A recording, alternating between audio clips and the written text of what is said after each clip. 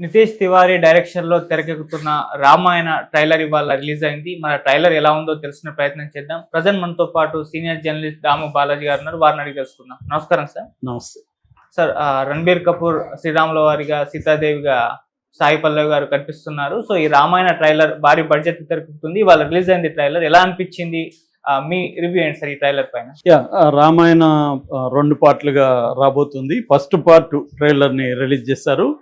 ఇది బ్రహ్మముహూర్తం అంటే 4 గంటల 15 నిమిషాలకి ఈరోజు మార్నింగ్ రిలీజ్ చేశారు. ఎందుకంటే ఇది అంటే పవిత్రమైన రామాయణాన్ని తీస్తున్నాం కాబట్టి ప్రతిదీ కూడా ముహూర్తాలు కూడా అలాగే చూసుకోవాలి అని. యాక్చువల్గా ఇది కమర్షియల్గా రిస్క్. అర్లీ మార్నింగ్ ఎవడు చూస్తాడు, ఎవడు చూడ్డు. మామూలుగా అయితే వర్కింగ్ ఆఫ్టర్ 8, 9 లేకపోతే ఈవినింగ్ పీక్ అవర్స్లో రిలీజ్ చేస్తారు. కానీ వీళ్ళు దాన్ని కూడా త్యాగం చేసి పర్వాలేదు అనుకొని ఇప్పుడు చేశారు. ఇప్పటి వరకు 6 గంటల తర్వాత చూస్తే దాదాపు 5 మిలియన్ వ్యూస్ ఉన్నాయి హిందీకి. తెలుగుకి 1.1 మిలియన్ వ్యూస్ ఉన్నాయి. సో ఇది అంత గొప్పగా లేవు, కానీ పెరిగే అవకాశం అయితే ఉంది. ఎందుకంటే మార్నింగ్ చేయడం వల్ల ఈ ప్రాబ్లం వచ్చింది. సో ఇది దాదాపు 4 నిమిషాల 10 సెకండ్లు ట్రైలర్ ఉంది. సో మామూలుగా ఫస్ట్ పార్ట్లో ఏముందో ట్రైలర్లో కూడా అదే ఉంది. ఫస్ట్ పార్ట్లో లేనివి ట్రైలర్లో పెట్టలేదు. అందుకని హనుమంతుడు ఫస్ట్ పార్ట్లో పెద్దగా లేదు. ఫస్ట్ పార్ట్ ఏంటంటే రావణాసుడిని ఎస్టాబ్లిష్ చేయడం, రాముణ్ణి ఎస్టాబ్లిష్ చేయడం, తర్వాత అడవికి వెళ్ళడం, అక్కడ నుంచి సీతను అపహరించడం, ఈ వరకే ఫస్ట్ పార్ట్ ఉంది. అక్కడ హనుమంతుడు లేదు రామాయణంలో. అందుకని దీంట్లో కూడా ఈ ట్రైలర్లో సన్నీ డియోల్ చేశాడు, హనుమంతుడిని ఇంట్రొడ్యూస్ చేయలేదు. అంటే వాళ్ళు ప్లాన్డ్గా ఏం చేశారంటే ఫస్ట్ పార్ట్లో ఏముందో దాన్ని కట్ అని చెప్తూ చూపించేశారనమాట. ఎక్కడా కూడా సెకండ్ పార్ట్ జోలికి వెళ్ళలేదు దీంట్లో. అందుకని సెకండ్ పార్ట్లో వచ్చే క్యారెక్టర్లు ఏవి కూడా ఇక్కడ మనకు కనపడవు. క్యారెక్టర్లు కానీ ఆ సీన్లు కానీ కనపడవు అనమాట.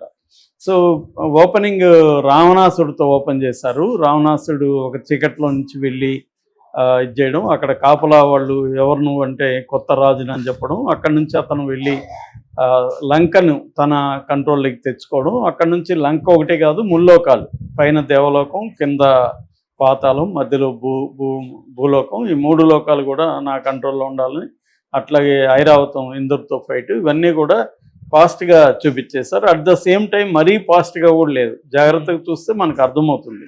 రామాయణం ఆల్రెడీ మన వాళ్ళకి అందరికీ తెలుసు కాబట్టి 1-2 సార్లు చూస్తే ఈ పార్ట్ అంతా అర్థమవుతుంది. అది వండర్ఫుల్గా చూపించారు. ఒక గ్రాండ్ లుక్ ఉంది. లంక అంటే మామూలుగా మనకి అదేదో రాక్షసుల రాజ్యం లాగా ఉంటుంది జనరల్గా, ట్రెడిషనల్గా. అట్లా కాకుండా చూపించారు. దాని తర్వాత ఇమ్మీడియట్గా అటు షిఫ్ట్ అయిపోయారు అయోధ్యకి వచ్చేసరికి ఆ లొకేషన్లో కూడా తేడా కనబడుతుంది మనకి.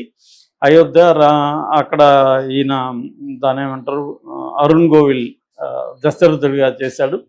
సో రాముడు పుట్టడం తర్వాత రాముడు రాజ్యం కోసం రాక్షసులతో యుద్ధం చేయడం, ఈ లోపల మళ్ళీ ఫ్యామిలీ డ్రామాలకు వచ్చారు. కైకేయి ఇతన్ని అరణ్యవాసానికి పంపించడం, అక్కడి నుంచి సీత కూడా నేను మీ వెంటే అని చెప్పి సీత కూడా బయలుదేరడం. దాని తర్వాత శూర్పణఖ క్యారెక్టర్ ఆమె రకుల్ ప్రీత్ సింగ్ చేసింది. ఆ శూర్పణఖ రావడం. సో అక్కడి నుంచి శూర్పణఖని తను హత్య చేయడం, దాంతో రావణాసుడు ఎంటర్ అవ్వడం, ఎత్తుకుపోయే క్రమంలో రావణాసుడికి అడ్డుపడిన వాటిని జటాయువు వాటిలందరినీ కొట్టడం. సో అక్కడి నుంచి ఫైనల్గా రావణాసుడితోనే ఒక రకంగా ఎండ్ అవుతుంది. అంటే రావణాసుడితో స్టార్ట్ అయ్యి రావణాసుడితో ఎండ్ అవుతుంది. అంటే ఈ లోపల ఇది ఎట్లా చూపించారంటే రావణాసుడేమో ఒక క్రూరుడైన విల్లను, రాముడేమో ప్రజల కోసం తన లైఫ్ని కూడా త్యాగాలు చేస్తాడు. అది కూడా ఉంది. నేను అవసరమైతే నా ప్రాణాలు పోవడానికి కూడా సిద్ధం అని. అంటే ఇతను ఇదిగా క్యారెక్టర్. ముందుగా క్యారెక్టర్లు మనం చెప్పుకుంటే మనకి రామాయణం భక్తి పారవస్యంతో ఉండే రామాయణం లాగా లేదు ఇది. ఇది ఒక villain, hero, villain activity, hero activity, విలన్ని హీరో ఎలా జయించాడు అన్న కైండ్ ఆఫ్ ఉంది. అంటే ఒక పక్క ఎపిక్ స్టైల్లో ఉంది, రెండో పక్క రామాయణం లాగా లేదు. అంటే మనం చూసిన రామాయణాలు అనేకం చూస్తే అదేంటంటే భక్తి పొంగి పొర్లుతూ ఉంటుంది. అటువంటిది ఏం లేదు ఇక్కడ. అంటే ఒక దుర్మార్గుడైన విలను, ఒక ప్రజలకి కోసం ప్రాణాలు ఇచ్చే హీరో, వీళ్ళిద్దరి మధ్య క్లాష్, కాన్ఫ్లిక్ట్ ఇది కనబడుతుంది మనకి. అంటే హ్యూమనైజ్ చేశారు ఇది. అంటే మోర్ డివైన్ కాకుండా మోర్ హ్యూమన్ యాంగిల్లో ఉంది. ఇక క్యారెక్టర్లు చూస్తే దీంట్లో యష్ క్లియర్గా విలన్ లాగా ఉన్నాడు. అంటే అతను డామినేట్ చేసేస్తున్నాడు. క్యారెక్టర్ కూడా రావణాసురుడు క్యారెక్టర్ని మనకి పాత సినిమాలో 10 తలలు పెట్టేస్తే అది పిచ్చిగా అనిపిస్తుంది. మనకు వచ్చిన రామాయణంలో 10 తలలు కానగానే మనకి వీడేంద్ర అన్నట్టుగా ఉంటుంది. అది వీళ్ళు అవాయిడ్ చేశారు. అందుకని హ్యూమనైజ్ చేశారు. రావణాసురుని కూడా తలలు లేకుండా చూపించడంతో మనకు ఒక స్ట్రాంగ్ భయం వేసే స్థాయిలో అతని ప్రజెంట్ చేశాడు. అదే 10 తలలు ఉంటే అతను చూస్తే భయం వేయదు మనకి, అదేదో కార్టూన్ లాగా అనిపిస్తుంది. అది అవాయిడ్ చేశారు తెలివిగా. అంటే ఇది చాలా తెలివిగా చేసినట్టుగా మనకి కనబడుతుంది. నితీష్ వారి ఇంతకుముందు దంగలు, చిచ్చోరి చేశాడు. సో అతను ఒక తెలివిగా దీన్ని చేసినట్టుగా మనకు కనబడుతుంది. అంటే పాత దాన్ని అవాయిడ్ చేసి ఒక కొత్త ఇంటర్ప్రిటేషన్ దీంట్లో కనబడుతుంది క్యారెక్టర్లో. అంటే రావణాసురుడు క్యారెక్టర్ని ఆయన రాజ్యాన్ని తన కంట్రోల్లోకి తీసుకోవడం, అక్కడి నుంచి 3 లోకాలను జయించడం, అక్కడి నుంచి ఒక దుర్మార్గుడు అంటే అంతన్ని అణిచిపెట్టి తను పరిపాలించాలి, అంటే ప్రపంచాన్ని తను 3 లోకాలని, ప్రపంచం కూడా కాదు 3 లోకాలని పరిపాలించాలి అన్న ఒక దుష్టుడైన రాజు. పవర్ఫుల్గా ఉన్నాడు. మళ్ళీ దుష్టుడు అంటే మనకేం వ్యతిరేకత రావట్లా. అతను చూస్తే గ్లామర్గా అనిపిస్తుంది. అలాగా ప్రొజెక్ట్ చేశారు రావణాసురుడు క్యారెక్టర్ని. అంటే ఒకప్పుడు మన ఎన్టీఆర్కి కూడా ఫేవరెట్ రావణాసురుడు అనమాట. రావణ బ్రహ్మ అనేవాళ్ళు. రావణ బ్రహ్మ మీద ఆయన పెద్ద వ్యాసం కూడా రాశాడు, అప్పట్లో పాపులర్ అయింది. ఆయన అంటే చాలా ఇష్టం ఎన్టీఆర్కి. అలాగే దీంట్లో కూడా రావణాసురుడి క్యారెక్టర్ని బ్రహ్మాండంగా డిజైన్ చేశారు. ఇక రాముడికి వచ్చేసరికి అతన్ని ఏదో పవిత్రమైన వ్యక్తిలాగా చూడాల. ఒక ఫ్యామిలీలో ఒక వ్యక్తి, ఆ ఫ్యామిలీ ఆ రాజ్యానికి ఇబ్బందులు వస్తే అతను వెళ్ళి ప్రాణాలు తెగించి పోరాడతాడు, ప్రాణాలు అర్పించడానికి రెడీగా ఉన్నాడు. తండ్రి మాట జవదాటకుండా తండ్రి మాట కోసం వెళ్ళాడు. అక్కడ ఎమోషన్ కూడా బాగుంది. అంటే ఇతన్ని రిస్ట్రెయిన్డ్ హ్యూమన్ బీయింగ్, అంటే ఒక పరిస్థితులకి తలొగ్గి అతను ఒక నీతి కోసం, తండ్రికి ఇచ్చిన మాట కోసం, రాజ్యం కోసం త్యాగాలు చేసే ఒక హ్యూమన్ బీయింగ్ లాగా రాముణ్ణి ప్రజెంట్ చేశారు. ఎక్కడ అతను దైవత్వం అనేది లేదు ఎక్కడ ఈ ట్రైలర్లో. దైవము, దేవుడు అన్న కాన్సెప్ట్ లేకుండా ఒక హ్యూమన్ బీయింగ్ లాగా ప్రజెంట్ చేశారు. ఇక సీతది క్యారెక్టరైజేషన్ నచ్చింది నాకు. ఎందుకంటే ఆ అమ్మాయి ఏదో తలంచుకొని ఏమీ భర్త అడుగుజాడల్లో నడిచే విధంగా లేదు. ఆమెకు కూడా యాక్టివ్ రోల్ ఉన్నట్టుగానే ఉంది. ముఖ్యంగా బిగినింగ్లో ఆమె చెప్పడం, తర్వాత బ్రైట్గా ఉంది సాయి పల్లవి ఫేస్ కానీ అదంతా కూడా.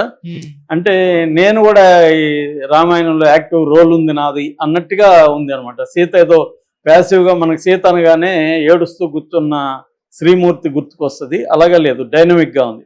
తర్వాత కూడా శూర్పణఖ వచ్చినప్పుడు కూడా శూర్పణఖ నేను లవ్ చేస్తుందంటే నాకు ఎలా అనిపించిందంటే, మనం టీచ్ చేస్తాం కదా, రే నేను సైట్ వేస్తుంది చూడరా అని. అంటే భార్యలు భర్తల్ని టీచ్ చేస్తారు, రే ఆ పిల్ల నేను ట్రై చేస్తుంది అని. అలాగా ఉంది డైలాగ్. అమ్మాయి నవ్వుతూ ఒక చిలిపిగా చెప్పే పద్ధతిలో ఉంది. సో క్లియర్గా సీత క్యారెక్టర్ కూడా హ్యూమనైజ్ చేశారు. అంటే ఓవరాల్గా హ్యూమనైజ్ చేసిన దేవుళ్ళ పాత్రలాగా ఉన్నాయి తప్ప వాటిని దైవీకరణ అనేది లేదు. అది దీంట్లో ఉండే కొత్తదనంగా మనం చెప్పుకోవచ్చు. ఇక లక్ష్మణుడి క్యారెక్టర్ పెద్దగా లేదు, మిగతా క్యారెక్టర్లు పెద్దగా లేదు. రావణాసుడు, రాముడు, సీత, ఈ 3 క్యారెక్టర్లే ఇక్కడ ఫస్ట్ ట్రైలర్లో మనకి ఇంపార్టెంట్గా కనబడుతుంది. వీళ్ళ 3 చుట్టూ ప్రధానంగా ఉంటుంది. మిగతా అంతా కూడా సైడ్ క్యారెక్టర్లు, అవి పెద్దగా ఇంపార్టెంట్ లేదనమాట. సో ఓవరాల్ ట్రైలర్ని మనం గమనిస్తే ఈ కథ ఎలా ఉండబోతుందంటే, ఒక బలమైన విల్లను, ఒక అంతకంటే బలమైన హీరో, కానీ ఆ బలం బయటికి కనబడదు. బలమైన విల్లందేమో బయటికి కనబడుతుంది బలం అంతా. అంతకంటే బలమైన హీరోది బలం బయటికి కనబడదు, రిస్ట్రైన్డ్ అంటాం. ఆ యాంగిల్లో ఉంది. ఇది మామూలుగా మనకి సోషల్ సినిమాల్లో చాలా సినిమాల్లో ఉంటుంది. ముఖ్యంగా హాలీవుడ్ సినిమాల యాక్షన్ ఫార్ములా ఏంటంటే, బలమైన విలన్ ఉంటాడు, ఆ విలన్ ఆపకపోతే ఏదో జరిగిపోతుంది. అంటే ఒక ప్రపంచం నాశనం అవడమా, దేశం నాశనం అవడమా, ఫలాని టైం లోపల ఆ విలన్ ఆపాలి.